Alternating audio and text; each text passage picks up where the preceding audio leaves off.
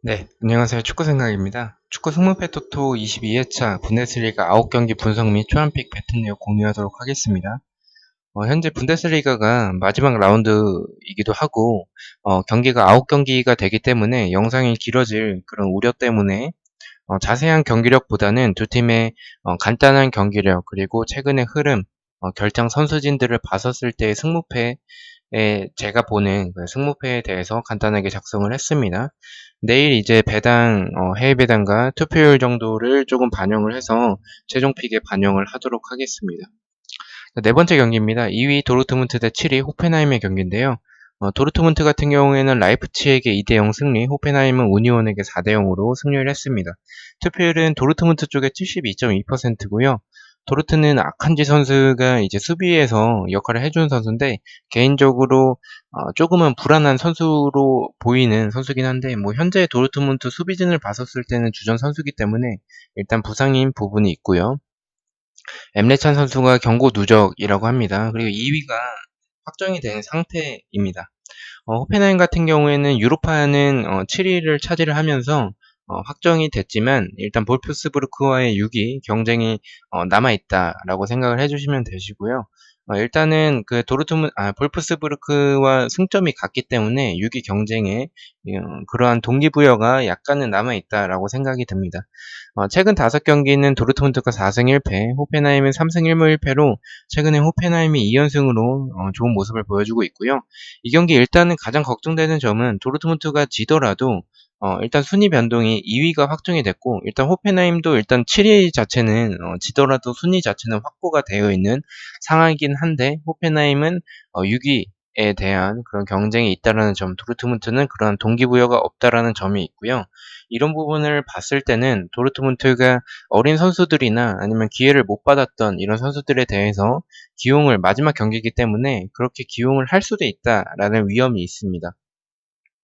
지난번 라이프치히전도 제가 그렇게 접근을 해서 승무패로 지우는 그런 모습을 보여줬었는데 어, 뭐 폴더만 버렸었기 때문에 이번에는 그래도 경기력으로 접근을 조금 더 하겠습니다. 일단은 도르트문트가 그런 어린 선수와 기회를 못 받았던 선수에 대한 그런 기용이 있을 수도 있겠지만 경기력으로 접근하는 부분들은 일단은 도르트문트는 어쨌든 간에 리그의 마지막 경기이기 때문에 그래도 리그의 마지막을 승리로 장식을 하면 조금 더 도르트문트 입장에서는 비록 순위의 변동은 없겠지만 그래도 더 좋은 시즌의 마무리지 않을까라는 생각이 있긴 합니다. 그래서 경기력으로 접근을 하고요. 호펜하임의 최근 분위기가 일단은 좋고 도르트문트의 측면을 호펜하임이 크로스 공격이 굉장히 또 좋은 편이기 때문에 그런 부분은 노려볼 수도 있겠지만 반대로 호펜하임의 수비가 너무 좀 불안하고요. 측면 공간을 좀 많이 내주는 이런 부분들이 있어서 경기력적으로 접근을 했었을 때는 도르트문트가 확실히 우세하다라고 생각을 하고 정상적인 라인업이라는 가정하에 저는 도르트문트의 단통 승을 예측을 하도록 하고요. 일단 해외 배당을 잠깐 봤었을 때는 도르트문트가 배당이 생각보다 높아요. 호펜하임이 최근 분위기도 좋은 부분도 한몫을 하는 것 같습니다. 그래서 일단은 이 경기 무승부도 조금은 고민이 되는 경기긴 한데요. 일단 국내 배당까지 뜨고 나서 그 국내 배당과 이제 해외 배당의 승무패 배당으로서의 접근을 조금 더 해보고 나서 조금 반영을 해야 될 것 같습니다. 일단 상대 전적 자체는 1승 2무 2패고요. 이번 시즌에 2대1로 호펜하임이 승리를 하긴 했었습니다. 다섯 번째 경기입니다. 5위 레버쿠젠 대 13위 마인츠의 경기인데요. 레버쿠젠은 헤르타 베를린에게 2대0 패배, 마인츠는 브레멘에게 3대1로 승리를 했습니다. 투표율 같은 경우에는 레버쿠젠 쪽에 72.7%고요. 레버쿠젠은 일단 다음 주에 포칼컵 주중에 바이에른 미넨과 결승전이 있지만 이 경기 일단 뭐 포칼컵의 우승 자체도 중요하긴 하겠지만 이 경기를 이기지 못한다면 레버쿠젠은 이제 챔피언스 리그에 나가지 못합니다. 이 구단의 입장으로 봤었을 때는 이 챔피언스 리그를 나가냐 못 나가냐의 차이가 수익에 있어서 굉장히 큰 부분을 차지하기 때문에 굉장히 중요할 것으로 보이고요. 그래서 무조건 일단 승리를 해야 되는 그런 상황이고요. 벨라라비가 일단 부상이고 드라고비치 선수가 경고 누적입니다. 마인츠 같은 경우에는 베티우스 선수가 경고 누적이고요. 마인츠는 특별한 동기부여는 없습니다. 최근 5경기는 레버쿠젠은 2승 1무 2패, 마인츠는 3승 2패로 마인츠가 리그에서 2연승을 하고 있고 원정에서도 2연승을 하고 있습니다. 경기력 자체는 레버쿠젠의 수비가 허술한 부분이 있고 공간을 좀 많이 내주는 부분들이 있고 세트피스에 약한 부분. 그래서 마인츠가 세트피스, 이런 세트피스적이나 아니면 키송을 비롯한 이런 공격진들의 능력으로 득점을 만들어낼 수도 있다라는 생각이 들긴 합니다. 다만 베티우스가 나오지 못한다는 점에서는 약간 마인츠에게 타격이 있을 것으로 보이고 마인츠의 수비가 마인츠의 수비는 다들 아실 거라고 생각을 해요. 공간을 굉장히 많이 내주고 세트피스도 불안하고 크로스 공격에도 조금 약하고 이런적인 보편적인 모습을 봤었을 때는 수비가 굉장히 불안하다라고 생각을 합니다. 레버쿠젠의 동기부여 그리고 경기력 자체도 레버쿠젠의 이런 마인츠의 수비 자체를 노릴 수 있다라는 점, 상대 전적 자체도 레버쿠젠의 4승 1패로 굉장히 압도적이고 마인츠의 수비를 봤었을 때는 알라리오 그리고 하베츠 선수를 믿고 저는 이 경기는 고민을 사실 많이 하지 않았어요. 이 경기는 동기부여도 그렇고 일단은 레버쿠젠의 단통 승으로 보도록 하겠습니다. 여섯 번째 경기입니다. 4위 글라드바흐 대 10위 헤르타 베를린의 경기인데요. 글라드바흐는 파더보른에게 3대1로 승리를 했고요. 헤르타 베를린은 레버쿠젠에게 2대0으로 승리를 했습니다. 투표율 자체는 글라드바흐 쪽에 70.8%고요. 글라드바흐는 일단 플레와 티랑 선수가 아직까지 부상으로 경기에 투입될 것 같진 않고요.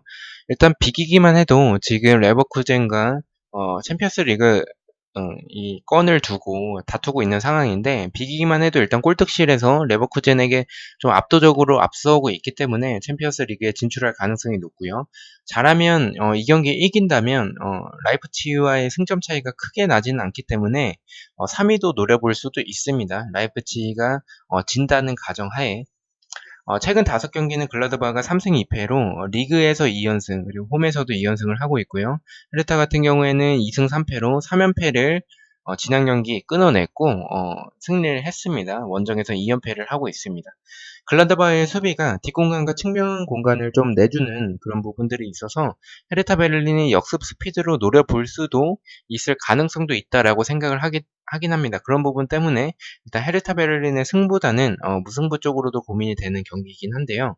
그러나 헤르타 베를린이 지난 경기 레버쿠젠전에서 이기긴 했지만 일단 상대였던 레버쿠젠 자체가 수비적으로 불안한 부분들이 좀 이번 시즌 굉장히 또 많은 팀이기도 했고 이렇게 레버쿠젠을 이기기 전까지만 하더라도 3연패를 하고 있었다는 점에서 조금 불안하다라고 생각을 하고요. 수비적으로 공간을 좀 많이 내주기 때문에 수비적으로 봤었을 때는 두 팀 다 비슷한 약점들이 있어서 공간을 내주는 그런 부분들이 있어서 팀적으로 봤었을 때는 압박과 활동량 그리고 역습이 좋은 글라드바흐가 더 유리하다라고 생각을 하고 있습니다. 일단 동기부여 자체도 헤르타 베를린은 동기부여 자체가 없고요. 글라드바흐는 3위를 노릴 수도 있고 또 4위를 지키기 위해서는 최소한 무승부를 거둬야 된다는 점에서 글라드바흐 사이드를 보고 있고요. 원정에서의 헤르타가 좋지 못한 점 그리고 최근에 레버쿠젠을 이기기 전까지는 3연패를 하고 있다라는 점을 봤었을 때는 글라드바흐의 단통 승을 예측을 하도록 하겠습니다. 일단 불안한 느낌도 조금 있긴 해요. 그래서 무승부도 조금은 고민을 하고 있는 경기이긴 합니다. 네, 7번째 경기입니다. 6위 볼프스부르크 대 1위 바이에른 미넨의 경기인데요. 볼프스부르크는 샬케에게 4대1로 승리를 했고요. 미넨 역시 브라이브르크에게 3대1로 승리를 했습니다. 투표율 같은 경우에는 미넨 쪽에 71.6%고요. 볼프스는 유로파가 확정이 됐습니다. 호펜하임과 6위 경쟁이라는 동기부여가 있고요. 미넨 같은 경우에는 다음 주 주중에 컵대회 결승전이 있습니다.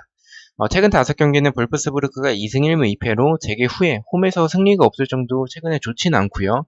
홈에서는 재개 후에 좋지 않은 모습을 보여주고 있다라고 생각을 해주시면 될 것 같고요.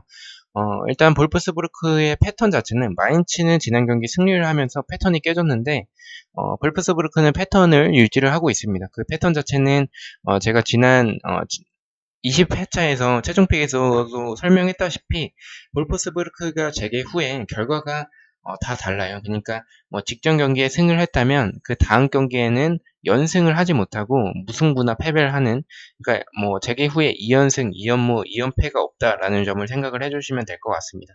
직전에는 볼프스부르크가 승리를 했고요. 미네는 일단 5승을 하고 있고요. 재개 후에는 8연승을 하고 있습니다. 경기력 자체는 볼프스부르크가 밸런스적으로 좋은 편이긴 하지만 수비적으로 세트피스나 측면 뭐 이런 공간에 약점이 있기 때문에 미넨이 더 좋아 보이는 것은 사실이긴 합니다. 그러나 도르트문트는 이번 시즌 말씀드렸던 4번 경기에서 도르트문트는 이번 시즌의 마지막 경기고요. 미넨 같은 경우에는 일단은 다음 주 주중에 컵대회가 있다라는 점에서 차이가 있습니다. 미넨 자체는 트래블을 하기 위해서 최근 일정이 좀 바빴었기 때문에 이번 경기 우승이 확정이 된 상태고 지더라도 1위 자리를 뺏기지 않습니다. 그래서 약간의 로테이션을 돌리지 않을까라고 개인적인 생각이 있고요.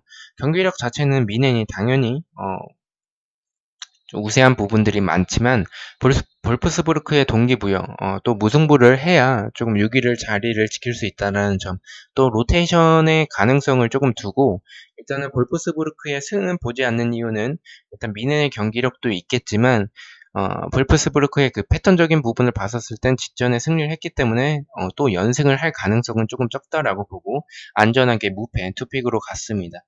그래도 미넨이고 볼프스부르크의 패턴 이 부분을 보고 안전하게 무패 쪽으로 보도록 하겠습니다. 상대 전적은 1무 4패로 미넨이 압도적이긴 합니다.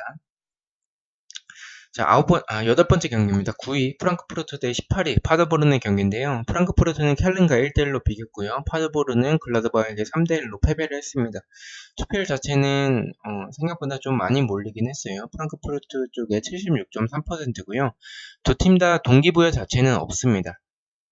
일단 지난 파더보른이 일단 강등이 확정된 상태이긴 한데 지난 경기에서 글라드바흐와의 경기에서 글라드바흐가 투표율이 80%가 넘어갔었는데 일단 글라드바흐 자체는 동기부여가 있었어요. 글라드바흐는 챔피언스 리그권을 따내기 위해서는 그 파더보른은 꼭 잡아야 되는 상황이기도 했었고요. 그런 동기부여가 있었는데 지금 현재의 상대팀인 프랑크푸르트는 동기부여가 없습니다. 일단 그 부분을 참고해 주시면 될 것 같고요. 파더보르는 휘네마이어 선수가 퇴장을 당했고요. 최근 5경기 프랑크푸르트는 3승 1무 1패로 재개 후에 리그 전적이 아니라 홈에서의 전적이 다 다릅니다. 직전 홈경기에서는 승리를 했다라는 패턴이 있고요.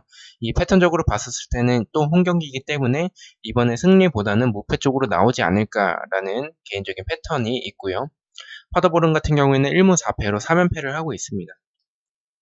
프랑크푸르트는 제 생각에서는 분데스리가 팀들 중에서 투표율이 몰리면 제일 불안한 팀이라고 생각을 합니다. 지난 경기에서도 지난 회차에서도 투표율이 몰렸었는데 켈린과 1대1로 비겼었고요. 두 팀 다 그나마 역습에서 좀 좋은 모습이기도 하고요. 지난 경기 파더보른의 키퍼의 선방이 좀 좋았었던 그런 부분들이 있습니다. 두 팀 다 수비적으로는 좋지 않고요. 파더보른이 강등이 확정된 상태여서 글라드바흐에게 쉽게 질 것으로 지난 경기 그렇게 보였었는데 퇴장이 나오기 전까지는 무승부까지 만들어내면서 그래도 괜찮은 동기부여가 없을 거라고 봤는데 그래도 괜찮은 모습이 있었다라고 생각을 하고요. 공격은 아드제이가 있는 파더보른보다는 카마다나 안데레 실바, 도스트, 카마다가 지난 경기에 결장을 했었기 때문에 체력적으로 보충이 되어 있을 것이라고 생각이 들고요. 프랑크푸르트가 더 좋아 보이긴 합니다. 두 팀 다 세트피스가 좋고요. 수비적으로 세트피스가 불안하고 공간을 내주기 때문에 이 경기의 경기력은 프랑크푸르트가 더 나은 부분이 많습니다. 하지만 파더보른이 마지막 경기라도 연패를 좀 마무리를 잘 하기 위해서 연패를 끊어내기 위해서 세트피스나 역습에서의 한 방으로 오히려 이 경기는 파더보른이 뜬금 이변으로 이길 수도 있지 않을까라는 생각이 들어서 저는 이 경기 조금 이변으로 좀 느껴지는 경기이긴 해서 저는 일단은 프랑크푸르트의 단통무를 예측을 하고요. 일단 패턴적인 부분도 좀 많이 참고를 했습니다. 일단 뭐 상대 전적은 1승 2패고요. 이번 시즌 2대1로 파더보른이 승리를 했습니다. 아까 말씀을 못 드렸는데 이 7번 경기 7번 경기 재개 후에 7번 경기에서 분데스리가 경기 같은 경우에는 이변이 계속 나왔었기 때문에 저는 이 경기 무패로 갔었다는 부분도 말씀을 드리겠습니다. 자, 9번째 경기입니다. 17위 브레멘 대 14위 켈렌의 경기인데요.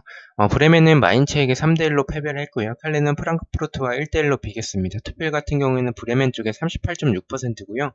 브레멘은 16위를 차지하기 위해서 16위 같은 경우에는 분데스리가는 18위, 17위는 다이렉트 강등입니다. 근데 16위 같은 경우에는 그 승격하는 팀과 승강 플레이오프를 치러서 이긴 팀이 잔류를 하거나 승격을 하거나 이렇게 됩니다. 그래서 다이렉트 강등이 되지 않기 위해서는 이 경기 무조건 일단 승리를 해야 되는 상황이고요. 켈레는 카인체 선수가 경고 누적입니다. 최근 5경기는 브레멘이 1승 4패로 리그에서 2연패를 하고 있고 홈에서는 3연패를 하고 있고요. 켈레는 2무 3패로 연패를 끊었고요. 재개 후에 승리가 없는 모습입니다. 경기력은 두 팀 다 좋은 상황은 아니고요. 켈렌이 수비진 주력이 느려서 공간을 내주긴 하지만 브레멘의 공격 속도가 빠른 편은 아니라고 생각을 해서 크게 의미는 없을 것 같긴 합니다. 이런 켈렌의 수비적인 모습을 봤었을 땐. 브레멘의 수비가 좋은 편은 아니지만 켈른의 결정력도 좋은 편은 아니어서 경기력은 제 생각에는 무승부에 가까운 경기처럼 보이긴 합니다. 일단 처음에 제가 봤었을 때는 이 정리를 했을 때까지만 하더라도 무승부가 투표율이 1위였는데 일단 이 경기는 좀 무승부에 가까운 경기처럼 제가 느껴지긴 합니다. 그래서 무승부도 좀 고민을 하고 있는 경기고요. 일단 동기부여적 측면에서 무조건 승리를 해야 하는 브레멘이고 카인츠의 결장이 있는 쾰른, 또 브레멘의 크로스 공격, 세트피스, 중거리 한방 이런 공격적인 부분에서도 그래도 나쁘진 않다라고 생각을 하기 때문에 저는 동기부여적 측면을 조금 더 높게 평가를 해서 브레멘의 단통 승을 초안픽에 예측을 하고요. 경기력은 일단 무승부에 조금 가깝다라고 생각을 하기 때문에 이 경기는 조금 고민을 좀 해보도록 하겠습니다. 10번째 경기입니다. 8위 프라이부르크 대 11위 샬케의 경기인데요. 프라이부르크는 미넨에게 3대1 패배, 샬케는 볼프스에게 4대1로 패배를 했습니다. 투표율 같은 경우에는 프라이부르크 쪽이 58.3%고요. 프라이부르크도 볼프스부르크처럼 재개 후에 경기 결과가 다 다른 패턴이 있습니다. 직전에는 패배를 했습니다. 그래서 패배는 없이 프라이부르크의 사이드로 승부 쪽으로 나오지 않을까 패턴상으로는 그렇게 생각이 되는 경기고요.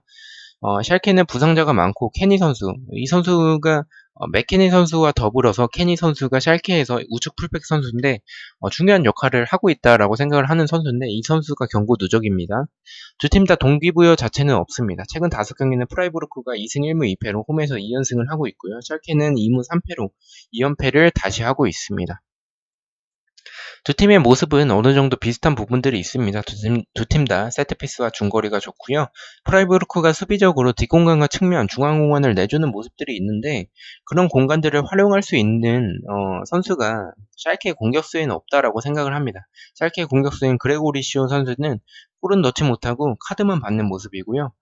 그나마 맥케니 선수가 샬케에서 제일 좋은 모습을 보여주고 있지 않나라고 생각을 합니다. 샬케의 수비가 케니도 없고 압박에 조금 약한 부분 그리고 크로스 공격이나 세트피스에 약한 모습들이 있습니다. 그래서 두 팀의 스타일은 약간 비슷한 모습들이 있긴 하지만 홈에서의 프라이부르크가 홈에서 최근에 좋은 모습을 보여주고 있기도 하고 경기력적으로도 더 나아 보이기도 하고요. 샬케의 수비진은 현재 문제가 많은 상황이고 케니 선수도 없기 때문에 저는 프라이부르크의 단통 승을 보도록 하고요.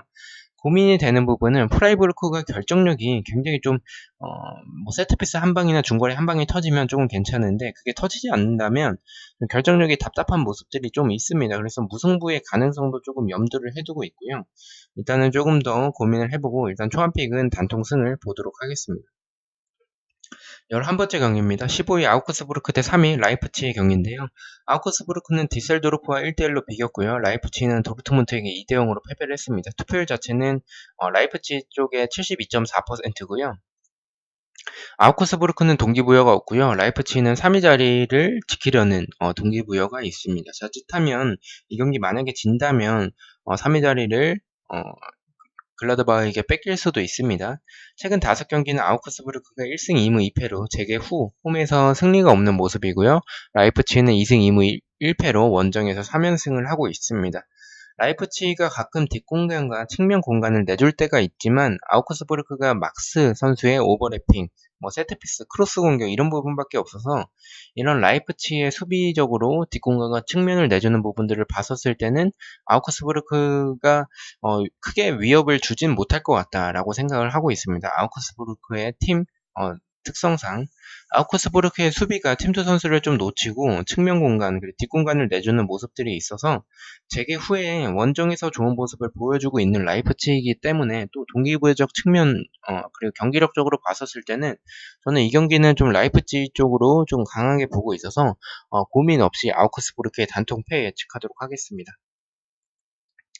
자, 마지막 경기입니다. 12위 우니온 대 16위 디셀도르프의 경기인데요. 일단 우니온 베를린 같은 경우는 호펜하임에게 4대0 대패, 디셀도르프는 아우크스부르크와 1대1로 비겼습니다. 투표율 자체는 우니온 베를린은 46.1%인데 저는 개인적으로 좀 의아하긴 합니다. 우니온 베를린이 이게 투표율상으로 정배를 받는 게 맞는가라는 조금 의구심이 듭니다. 왜냐면 이따 말씀드리겠지만 해배당 자체는 디셀도르프가 정배를 받았고요. 또 우니온 베를린은 동기부여 자체가 없고 디셀도르프는 16위 자리를 지키기 위해서 15위는 현실적으로 승점이 불가능합니다. 그래서 16위 자리라도 지켜야 되는 상황이기 때문에 우니온 베를린의 승에 조금 몰린 부분은 조금 개인적으로 이상하다라고 생각을 하고요. 일단 우니온은 안데르손 선수가 경고 누적이고요. 디셀도르프는 비기기만 해도 골득실 때문에 16위로 다이렉트 강등이 되지 않습니다. 그래서 16위를 유지를 하면 승강 플레이오프를 치르게 되고요. 최근 5경기는 우니온 베를린이 2승 1무 2패, 디셀도르프는 3무 2패로 2연속 무승부를 하고 있습니다. 우니온은 안데르손의 포스트 플레이, 그리고 세트피스가 좋은 팀이고요. 디셀도르프 같은 경우에는 토미, 그리고 헤닝스를 활용한 역습에서의 스피드, 그리고 뒷공간, 이런 스피드가 굉장히 좋은 팀이라고 생각을 해주시면 될 것 같습니다. 수비적으로는 두 팀 다 좋지는 않습니다. 이 경기 말씀드렸다시피 투표율은 우니온 베를린에 몰려 있는데 배당에서의 정배는 원정팀인 디셀도르프가 받았습니다. 일단 뭐 제 개인적인 생각은 안데르손이 없는 부분은 안데르손이 경고 누적이죠. 우니온에 있어서 안데르손이 이 포스트 플레이 등 정말 큰 역할을 득점도 많이 해주고 있고 이런 역할을 해주고 있다라고 생각을 하고 있고요. 공격에서 50% 이상, 제 개인적인 생각으로 한 70% 이상을 담당을 하고 있다. 그만큼 중요한 선수라고 생각을 하고 있습니다. 저는 동기부여적 측면과 우니온의 수비가 침투와 측면 공간을 내주는 점 등을 봤었을 때는 이번 분데스리가에서 다이렉트 강등은 브레멘과 파더보른이 되지 않을까라고 생각을 해서 저는 일단 안데르손이 없는 이런 우니온 베를린의 모습을 봤었을 때는 무패로 가면 좀 안전하지 않을까. 이변을 보고 투표율상으로 이변을 보고 저는 디셀도르프의 사이드 쪽으로 보고 우니온 베를린의 무패 투픽으로 추천을 드리도록 하겠습니다. 일단 뭐 상대 전적은 이번 시즌에 디셀도르프가 승리를 하면서 1패로 디셀도르프의 승이 있고요. 자, 이렇게 해서 14경기 초안픽 배팅 내역을 마쳤고요. 초안픽 같은 경우에는 말씀드렸다시피 2,000원으로 배팅을 합니다. 최종픽 같은 경우에는 금요일 오전에 올라갈 예정이고요. 축생픽과 독식픽은 토요일 새벽에 국내 배당까지 참고를 해서 배당에서의 그런 승무패 확률까지 참고를 해서 올리도록 하겠습니다. 일단은 뭐 투픽을 가져간 건 베를린과 디셀도르프 경기를 가져갔고요. 나머지 경기들은 뭐 무승부나 좀 이변이 나올 것 같은 경기들 위주로 미네네 무승부 이런 식으로 가져가 봤습니다. 시청해주셔서 너무나도 감사드리고 구독과 좋아요 너무나도 감사합니다. 감사합니다.